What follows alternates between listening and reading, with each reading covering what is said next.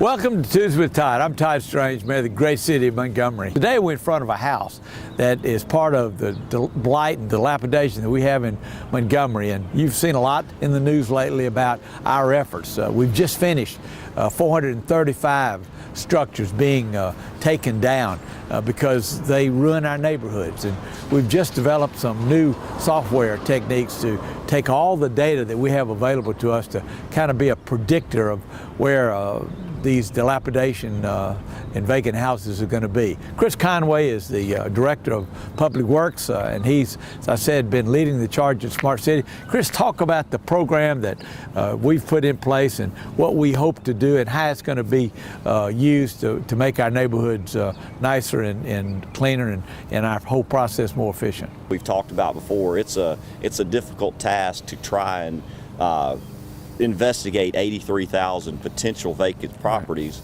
when, just by sight alone. And so we're trying to use data to tell us where some of these might be more likely to be when they're not even showing those signs of vacancy or blight. It's easy to ride by and see a house that has vines growing all over it and definitely is in bad shape and may even have boards on the windows, but there are homes that don't even have those types of things yet that we can identify and proactively go out there and find with this new program. What we'll use the data for is to create within our department what I would call a vacant property registry. And with that registry, we'll know who the owners are. Whether it goes down to an LLC or individual private owners. We'll also know where there are not any owners, and we'll know that we'll have to do something special with those types of properties, whether it be enhanced abatement efforts or whether it be trying to get those properties into someone's hands where there can be a responsible owner or can be a responsible manager that would take care of it. We sit here right on the corner of E.D. Nixon and Jones Street where we're fixing to tear down a house. I don't know right now, I couldn't tell you who the owner of it is, but if this was a state-owned property, it sits right next door to Revelation Baptist Church. Right across the street from E.D. Nixon School, across from another vacant piece of property that is probably being used as a park.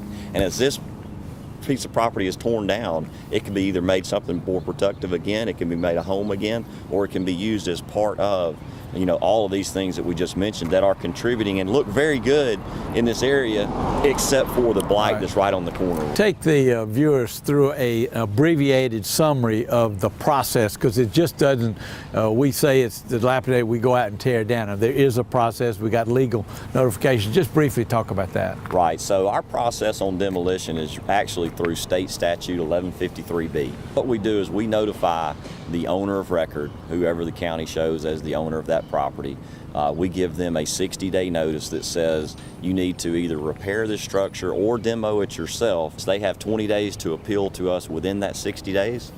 And then at the completion of that 60 days, we can schedule that for the city council to take action on that. So we've been a couple of 3 months before we even get to council.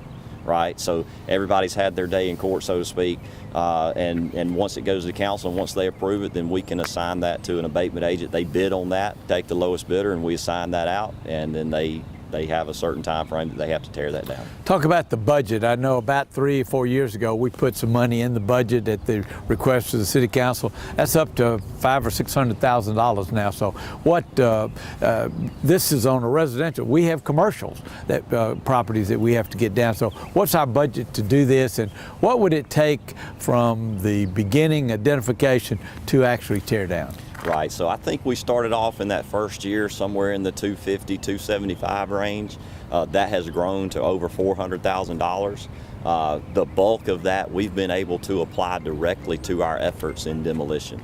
When we identified those first 435 structures, we knew that was a large number and a large amount of dollars that we were going to have to expend to try to take that down, so we did it over a number of years. And so, like I say, the residential structures, since they range in the $2,500 to $3,000 range, we can get a lot of those done. We can get 435 of those done. When you start talking about commercial structures and larger square footage, so it's basically down to what does it cost per square foot. So some of these larger things like a governor's house hotel, right? That's a $500,000, $1 million prospect that we're facing to try to tear down, and that would only be one. So that's double our budget, and we would only get one done, and still there would be 435 houses out there in neighborhoods contributing to people's quality of life. As you can see at this house right here, there are great houses just on either side of it and a great church.